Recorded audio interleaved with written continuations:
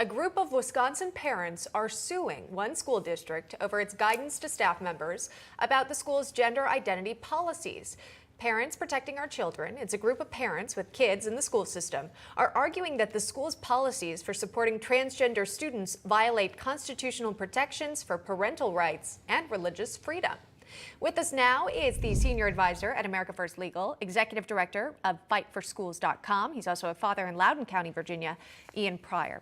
Ian, welcome. Thanks for coming on today. Let's take a look at the policy that we're talking about. It says this: the training tells teachers that parents are not entitled to know their kids' identities, that knowledge must be earned, and that teachers must not act as stand-ins for oppressive ideas, behaviors, attitudes, even and especially if that oppression is coming from parents. Ian, tell me more about the policies and the issues that parents are taking with it. Yeah, well, certainly, and thanks for having me. America First Legal, Center for Legal Equality, and Wisconsin Institute for Law and Liberty brought this lawsuit on behalf of these parents in Eau Claire, Wisconsin, based on the fact that what they are doing, interfering with parental rights, is unconstitutional. The fact of the matter is, they're trying to put themselves in between parents and their children on something very serious. These issues can lead to damage later in life, mental damage, physical damage. You start affirming someone's, decision that they want to be a different sex. Next thing you know, they're taking puberty blockers, they're taking cross-sex hormones, and potentially even, body mutilating surgery, which they could regret later. They want to take parents out of that conversation because they are afraid that, a parent might say, listen, I'm not going to automatically affirm that.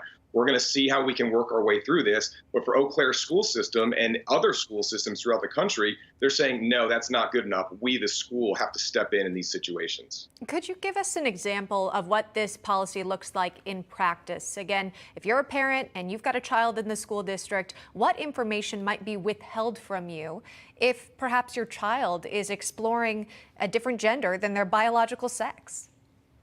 Yeah, certainly. Well, the worst case scenario is that you have a child who goes to school and, through a combination of social contagion, peer pressure, decide that when they're at school, this girl wants to start identifying as a boy.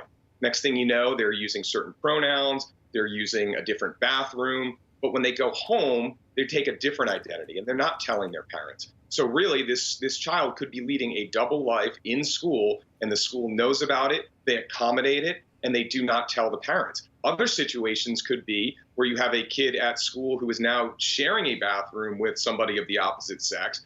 And again, the parents don't know about it because the school will not tell the parents. So you're really cutting them out of the loop of these issues. And, that creates a lot of fear, certainly, because, what is going to happen later on down the road if parents don't understand everything that is happening or, at school, which is their absolute right to do so. So what's the end goal of this lawsuit here? Is it the transparency between parents and teachers? Absolutely. I mean, these policies, specifically the ones that block parents out, need to be enjoined. They need to be stopped all across the country. And it just so happens that here in Eau Claire, we saw this very early on. We met with parents. We talked to parents. They're committed to this. There's other pieces in that policy that talk about how parents often will not affirm based on religion. They'll weaponize religion. So they're using this to sort of figure out a way to keep parents out. And again, it's not something that is just happening in Wisconsin. We're seeing this everywhere. Red states, blue states, it doesn't matter. These local school districts are putting in these dangerous policies. And quite frankly, they're a violation of parents' oldest, and most fundamental right, which is to raise their children and, guide them in the health, education, and welfare as they grow. And just know what's happening during the hours of when their kids are out of their views, right? When they're at school, in the classroom, they're being guided by a teacher. We've spoken, Ian, before about controversy surrounding gender identity and reading materials related to it found in school libraries. The First Lady of the United States, Jill Biden, was asked about her view on libraries and classrooms and what education material should be included in a Today Show interview. Here's what she had to say. Where's the line, in your opinion, with how much of a say parents should have when it comes to what their kids are learning in school? Well, I think with the pandemic, parents saw how hard teachers work and how difficult this job really is. And I think if they work together in their school districts and decide what they want with their curriculum. Is there a balance between, this book should be in the library, this book is under review? All books should be in the library. All books. This is America. We don't ban books. She says all books should be there. Ian, your thoughts on that? Yeah, well, first of all, I guess that, the First Lady would appreciate the anarchist cookbook being in an elementary school library. There is a limit to what government sponsors. Nobody is talking about banning books. Nobody is talking about taking books off the shelf at Barnes & Noble or Amazon or even your public library. But what we are saying here is that the government should not be sponsoring books, because that's really what it is. They are government-sponsored books, state-sponsored books being put in elementary school libraries that are purchased with tax dollars. You can choose not to put certain books in libraries and not to buy those books. That is America. The ability for taxpayers to make decisions on what their schools are going to look like.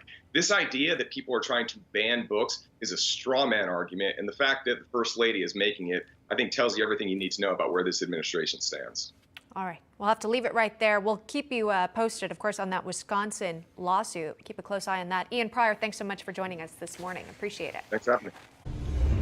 Hey guys, it's Rob Carson. September is historically the worst performing month for the stock market, so you better be ready for it. The Fed continues to aggressively raise rates, and JP Morgan is forecasting another mega rate hike September the 21st. Is that why Jamie Dimon said an economic hurricane is coming our way?